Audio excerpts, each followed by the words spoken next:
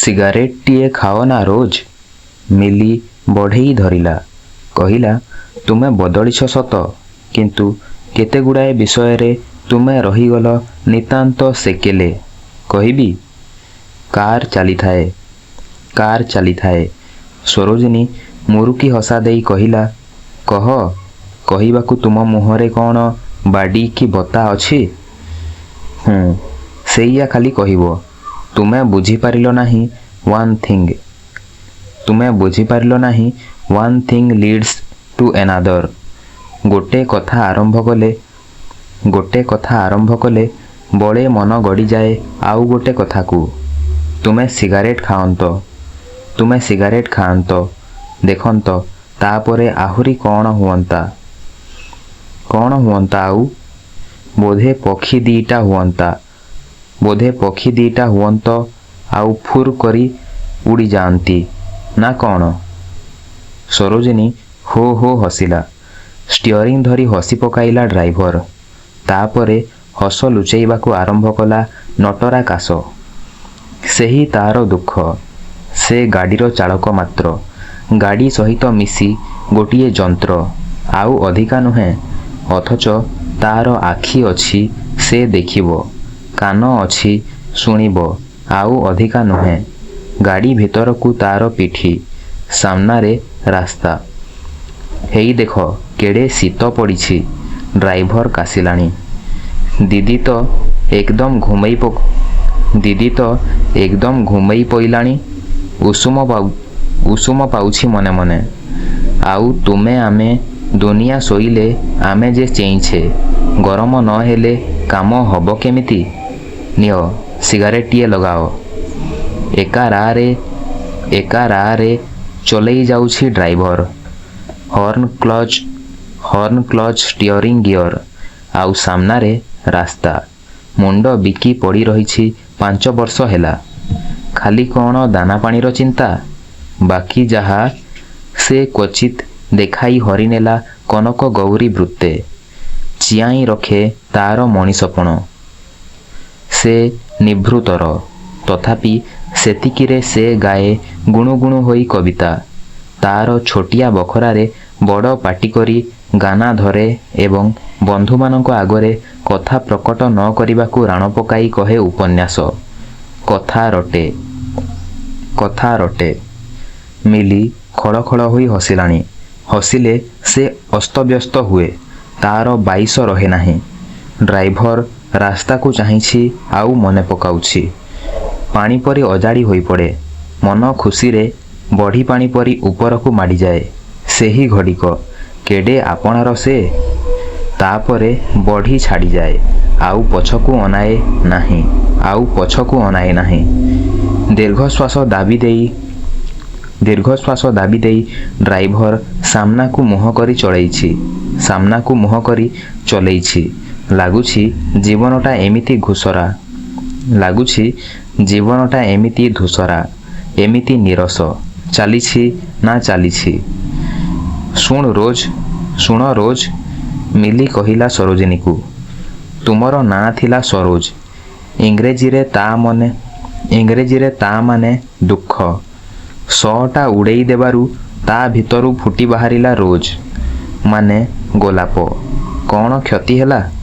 ସେମିତି କାଟି କରି ଉଡ଼େଇ ଦେବାକୁ ହେବ ଯେତେ ସଂସ୍କାର, ଯେତେ ମରହଟ୍ଟି ଢପଢଙ୍ଗ। ତେବେ ଯାଇ ଗୋଲାପ ଫୁଟିବ। ତଥାପି ତୁମର ଲାଜ ସଂକୋଚ, ତଥାପି ତୁମର ଶଙ୍କା ଦକ। ଅଥଚ ତୁମେ ଗୋଟିଏ ରତ୍ନ। ସଜେଇ ପାରିଲେ କ'ଣ ନ ହୁଅନ୍ତ? ଏପର୍ଯ୍ୟନ୍ତ ତୁମେ ସିଗାରେଟ୍ ଖାଇବାକୁ ମଙ୍ଗିଲ ନାହିଁ, କି ନାଚିବାକୁ ମଙ୍ଗିଲ ନାହିଁ। ଯୋଉ ଫିଗର, ଯୋଉ କାଟ୍ ଚମତ୍କାର ନାଚିପାରନ୍ତ। ଲାଭ? ସୁନ୍ଦର ହେବାରେ ଲାଭ କିଛି ଅଛି? ଲାଭ ସେ ନିଜେ। ଲାଭ ସୁନ୍ଦରପଣ। ତୁମ ଭିତରେ ଯାହା ଅଛି ତା' ଯଦି ବିକାଶ ପାଆନ୍ତା, ତେବେ ତୁମେ ବୁଝନ୍ତ ପରିପୂର୍ଣ୍ଣ ଜୀବନ କ'ଣ। ଗୋଟିଏ ସୁନ୍ଦର ଉପନ୍ୟାସ ପରି ତୁମେ ଆସୁଛ ଅଧେ ବାଟ, ତାପରେ ପଛେଇ ଯାଉଛ। ଆମେ ଆଧୁନିକା। ଜୀବନ ଦୁଃଖର, ଜୀବନ ଅନିଶ୍ଚିତ। ତେଣୁ ଆମେ ସୁସ୍ଥି ଦିନର ସଂସ୍କାର ମାନିବାକୁ ରାଜି ନୋହୁଁ। ଆମର ଏହି ନିମିଷକ ଏତିକିରେ ଯାହା ସୁଖ ପାଇପାରିବ, ଏହା ଯେଉଁ ଏକ ମିନିଟ୍ ଏଥର ଗଲେ ହୁଏତ ଆଉ ଆସିବ ନାହିଁ। ମିଲିର ଦର୍ଶନଶାସ୍ତ୍ରର ଅର୍ଥ ସରୋଜିନୀ ବୁଝିପାରିଲା ନାହିଁ, କିନ୍ତୁ ଛୁଇଁ ପାରିଲା।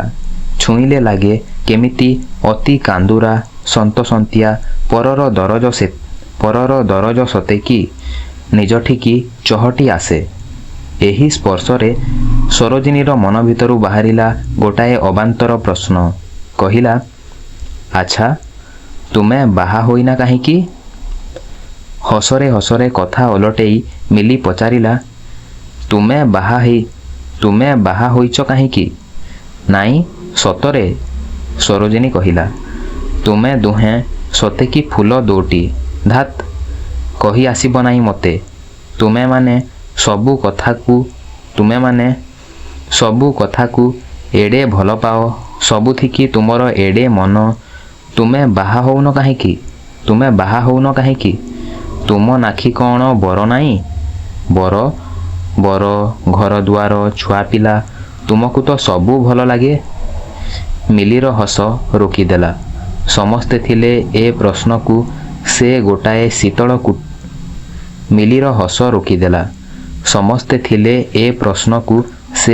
ଗୋଟାଏ ଶୀତଳ କଟୁରୀ ହାଣିଥାନ୍ତା ବା, କିନ୍ତୁ ହସି ହସି ବହୁତ ଆଉଜି ପଡ଼ିଛି ସେ ସରୋଜିନୀ ଉପରକୁ। ରଟରାଟ ଛିଣ୍ଡେଇବାକୁ ଇଚ୍ଛା ନାହିଁ। ହସ ହସ ମୁହଁ କରି କଥା ମାପି ମାପି ମିଲି କହିଲା, ଜାଣିଛ, ତୁମକୁ ଗୋଟାଏ କାହାଣୀ କହିବି। କ'ଣ ବା କାହାଣୀ କହିବି? ଯେ ଯେତେ ଧାଏଁ ସେ ସେତେ ଝୁଙ୍କେ, ଜାଣିଛ? ଯେ ଯେତେ ମାଗେ ସେ ସେତେ ଦୂର ପାଏ। ଯାହାର ଯେତେ ସୋଗ ତାରି ତୋଡ଼ ବେଶୀ। ଏ କଥା ଆମ ପୂର୍ବପୁରୁଷମାନେ ପ୍ରମାଣ କରିଗଲେ। ଫେର ଆମେ ବି ସେଇ ମଡ଼ା ବାଟରେ କାହିଁକି? ତୁମେ ଫୁଲ ଛିଣ୍ଡେଇବାକୁ ହାତ ବଢ଼େଇବ, ପାଇବ କଣ୍ଟା, ପାଇବ ଆଞ୍ଚୁଡ଼ା। ସଂସାରରେ ସମସ୍ତେ କ'ଣ ଖଣ୍ଡିଆ ଆଞ୍ଚୁଡ଼ା ଭଲ ପାଆନ୍ତି ଭାବିଛ? କେହି ଯଦି ଭଲ ନ ପାଏ, ତେବେ ଫୁଲ କ'ଣ ଭଲ ନୁହେଁ? ନୁହେଁ କିଏ କହିଲା? ଯେ ନ ଜାଣେ ସେ ଆଗ ଖଣ୍ଡିଆ ହବ ପରସ୍ତେ, ତାପରେ ଫୁଲ ପାଇବ। ସେତେବେଳକୁ ଆଞ୍ଚୁଡ଼ା ଖାଇ ପ୍ରାଣ ହାଉ ହାଉ। ଯେ ଜାଣେ ସେ ଆସ୍ତେ ନାକକୁ ନେଇ ଫୁଲକୁ ଶୁଙ୍ଘି ଆସିବ। ହେଇ ଯେମିତି ମୁଁ ତୁମକୁ ଶୁଙ୍ଘୁଛି। ବାଃ ବାଃ, କି ସୁନ୍ଦର ବାସୁଛ ରୋଜ। ମିଷ୍ଟର ଦାସ ଥିଲେ ମୋ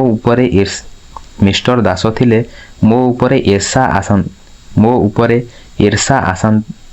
ଈର୍ଷା ଆସନ୍ତାଣି ତାଙ୍କର। ଧାତ୍, କଥା ବୁଲେଇ ଦେଇ ସରୋଜିନୀ କହିଲା, ଘରଦୁଆର କାହାକୁ ପିତା ଲାଗେ? ଲାଗେ ନାହିଁ। ଯାହାର ବିଶ୍ୱାସ ଥାଏ ତାକୁ। ବିଶ୍ୱାସ ଆଜିକାଲି ଯୁଗରେ ରଖେ କିଏ? ଯେ ଜାଣିନାହିଁ ସେ ମୂର୍ଖ, ସେ ଗାଉଁଲି। ଭୁଲି ଯାଉଛ କାହିଁକି? ଏ ହେଲା କଳିଯୁଗ। ଏ ଯୁଗରେ ସତ ନାହିଁ, ବିଶ୍ୱାସ ନାହିଁ, କିଛି ନାହିଁ। ସରୋଜିନୀର ଦୁଇ ବାହାରେ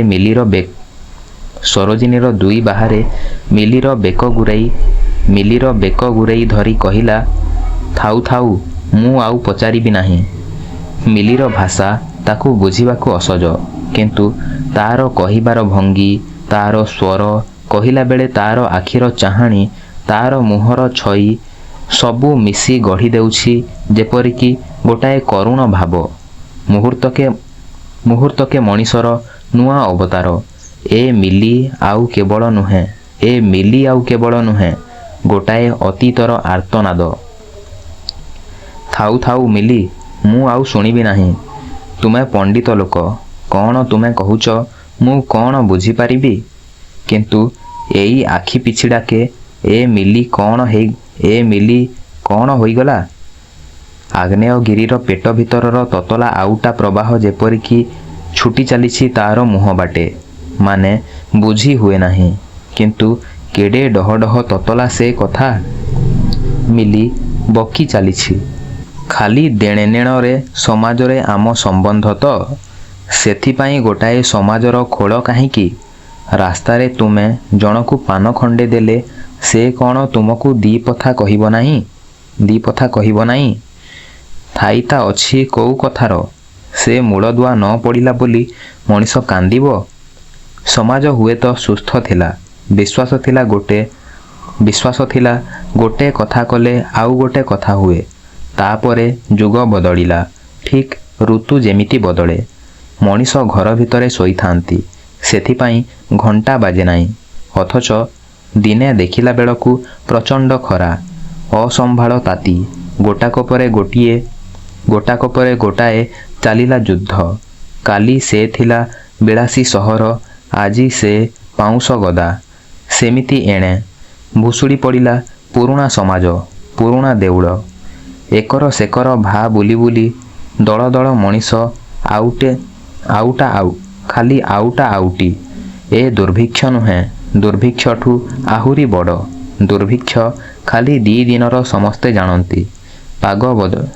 ଦୁର୍ଭିକ୍ଷ ଖାଲି 2 ଦିନର, ସମସ୍ତେ ଜାଣନ୍ତି। ପାଗ ବଦଳିଯିବ, ଦୁର୍ଭିକ୍ଷ ଶେଷ ହେବ। କିନ୍ତୁ ଏ କ'ଣ ଶେଷ ହେବ? ଏ ଯେ ଯୁଗ ବଦଳିଛି, କ'ଣ କରିବ ତୁମେ? ଭୂମିକମ୍ପ ହେଲେ କ'ଣ କରନ୍ତ ତୁମେ? ଯୋଉ ଭୂଇଁକି ପାଦ ରଖିଛ, ଯଦି ସେ ଦୁଲୁକନ୍ତା? ଏଗୁଡ଼ା ବଡ଼ ବଡ଼ କଥା ମିଲି। ମୁଁ କ'ଣ ପାଠ ପଢ଼ିଛି ଯେ ବୁଝିବି? ବୁଝିବ ନାହିଁ? ଆଖିରେ ଯାହା ଦେଖିବ ତା ନ ବୁଝି କ'ଣ ଆଖି ବୁଜିଦେବ? ହଜାର ହଜାର ବର୍ଷ ହେଲା ଲୋକେ କୋଉଠି ବସବାସ କରି ରହୁଥିଲେ, ଘର କରିଥିଲେ, ପୁଅ ନାତିଙ୍କ ପାଇଁ ଜିନିଷ ସମ୍ପାଦିଥିଲେ। ନିଜେ ଦେଖିଲା ବେଳକୁ ମାଟିରୁ ଓପଡ଼ା ସରିଲାଣି ତାଙ୍କର ଚେର। ତାପରେ ସେ ରାସ୍ତାର ଅଳିଆ ପବନ ଜେଣିକି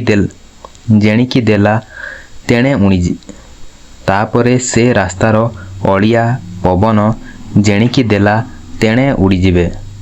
ଏଇ ହେଲା ଏ ଯୁଗର ଚେହେରା। କାନ୍ଥ ନାହିଁ କି ଚାଳ ନାହିଁ, କାହାରି ଉପରେ ବିଶ୍ୱାସ ନାହିଁ।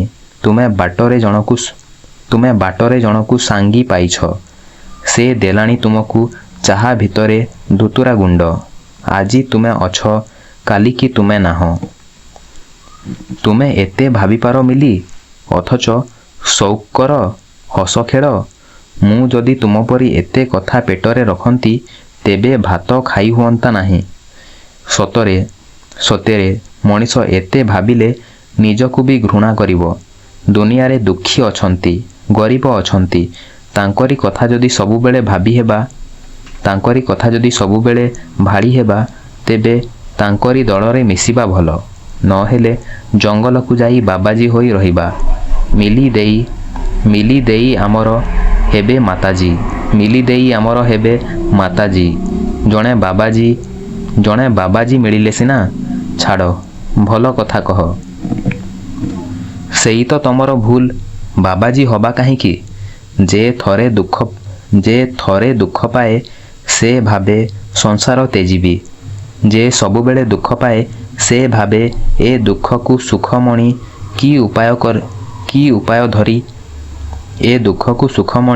କି ଉପାୟ ଧଇଲେ ବଞ୍ଚିବି। ଆମେ କ'ଣ ଖଡ଼ା ଚୋବାଇ ବାବାଜୀ ହବାକୁ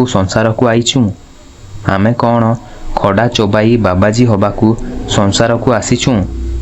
ନା ଆସିଛୁଁ ଫୁର୍ତ୍ତି ମଉଜ କରିବାକୁ। ଆମର ଯେତିକି ହେଲା ସେତିକି, ତାରି ଭିତରେ ସୁଖ କରିବା। ବେଶ୍ ତ, ସେଇଆ କହୁଛି। ବାଃ ହେଇ ପଡ଼। ମୁଁ ରଣଜିତ୍ ବାବୁଙ୍କୁ କହିଦେବି। ନାଁଟା ତୁଣ୍ଡରେ ଧରି ରଙ୍ଗା ପଡ଼ିଗଲା ସରୋଜିନୀର ମୁହଁ ବୁଲେଇ ନେଇ କହିଲା, ଆଃ, ନିଲିର ଆମର କି ନିଦ! ଆରାମରେ ଅଛି। ମିଲି କହିଗଲା, ଏ ଯୁଗ ଚାହେଁ ଏମିତିକା ଆରାମ, ଯାହା ଯେତେବେଳେ ମିଳିଲା। ସୁବିଧା ଲୁଟି ନିଅ। ଉପରୁ ଆଟମ୍ ବମ୍, ତଳେ ଯୁଦ୍ଧ, ଦୁର୍ଭିକ୍ଷ। ଆଉ ଏ ସୁବିଧା ମିଳିବ କି ନାହିଁ ଜଣାନାହିଁ। ସୁବିଧା ଲୁଟି ନିଅ। ଘର କରିବି ରହିବି ଭାବି ଗଢ଼ି ଲାଗିଲେ ସବୁ ଭୁଷୁଡ଼ି ପଡ଼ିବ। ଏ ଯୁଗ ସାଙ୍ଗେ ସାଙ୍ଗେ ଆମେ ବି କ୍ଷଣିକାର ଦଳ। ଯୁଗର ଛୁଆ ଆମେ ମୁହୂର୍ତ୍ତର ଉପାସିକା। ଯୁଗର ଛୁଆ ଆମେ ମୁହୂର୍ତ୍ତର ଉପାସିକା। ପକ୍ଷୀ ଖୋଲିଯାଅ ଉଡ଼ି ମନ ଇଚ୍ଛା। ପକ୍ଷୀ ଖୋଲି ଯାଅ ଉଡ଼ି ମନ ଇଚ୍ଛା। ଏ ଯୁଗରେ ଥଇଥାନ ନାହିଁ। ଥଇଥାନ ଅମଳର ମାପକାଠିରେ ଆମକୁ ମାପି ବସ ନାହିଁ। ସରୋଜିନୀ ଗୁମ୍ ମାରି ଶୁଣୁଛି।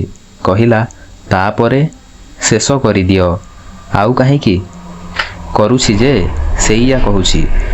ଆଗେଇ ଆସ, ଯୁଗର ହାତରେ ହାତ ମିଳାଅ। ସମସ୍ତେ ଯଦି ମରିବେ, ତମେ ଏକା ବଞ୍ଚିବାକୁ କି ଅଧିକାର? ସମସ୍ତେ ଯଦି ଜଳିବେ, ତମେ ଏକା ରକ୍ଷା ପାଇବାକୁ ଖୋଜୁଛ କାହିଁକି?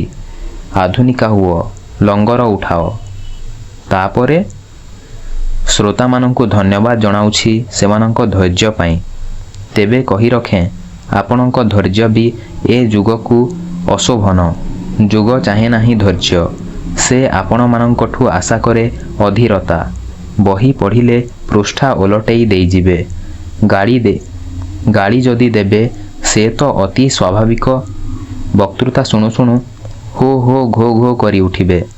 ସଢ଼ା ଡିମ୍ବ, ପଚା ପାଚିଲା କଦଳୀ ଫୋପାଡ଼ି ମାରିବେ।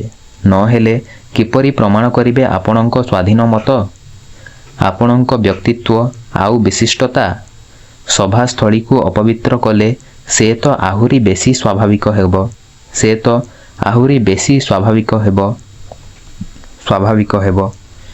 ତେବେ କହି ରଖେ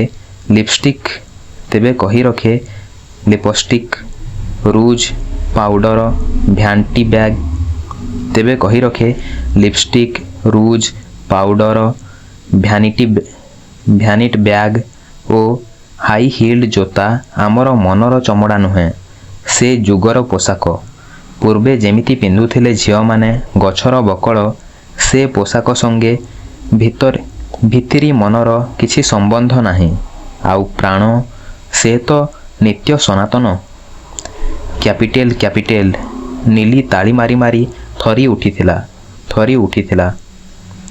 ସେ ତ ଠିକ୍। ନୀଲି କହିଲା, କ୍ୟାପିଟେଲ ମାନେ ପାଣ୍ଠି। ଆଗ କ୍ୟାପିଟେଲ, ପଛ କ୍ୟାପିଟେଲ, ଉଦ୍ଦେଶ୍ୟ କ୍ୟାପିଟେଲ। ସେଥିପାଇଁ ଆମର ଏ ଅଭିଯାନ। ଯଦି ଆମ କ୍ଲବ ପାଇଁ ଚାନ୍ଦା କିଛି ନ ଉଠିଲା, ତେବେ ଦ୍ୱାର ଦ୍ୱାର ବୁଲି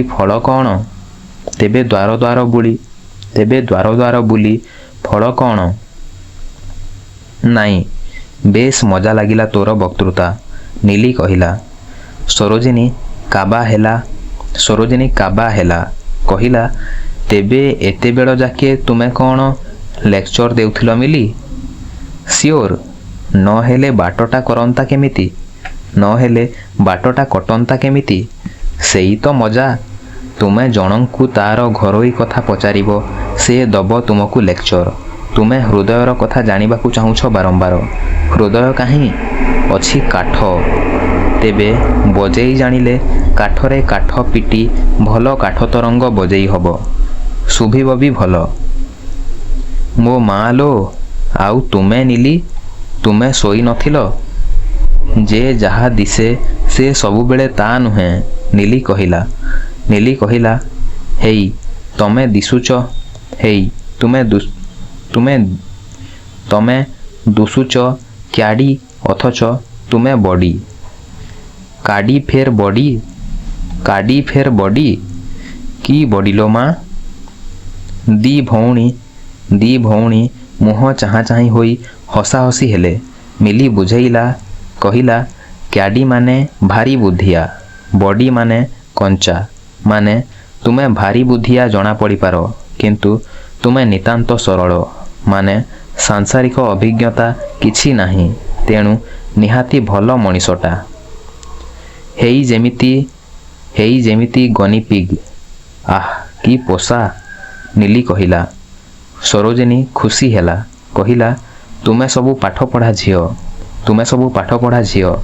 ଏ ହାଟରେ କିଣି ସେ ହାଟରେ ବିକିଦବ। ସମସ୍ତେ ହସିଲେ। ମିଲି କହିଲା, ବେପାରର ଯୁଗ ଆରମ୍ଭ ହେଲା ଏଇ। ଗାଡ଼ି ଅଟକିଲା। ବିଷ୍ଣୁବାବୁଙ୍କ ଘର। ବିଷ୍ଣୁବାବୁ ଜଣେ କର୍ମଚାରୀ। ଲୁଙ୍ଗି ଖଣ୍ଡେ ପିନ୍ଧି ବିଡ଼ି ଟାଣି ଟାଣି ଟହଲ ମାରୁଛନ୍ତି। ତିନି ଜଣ ଯାକ ହାତରେ ଚମଡ଼ା ମୁଣି ଓ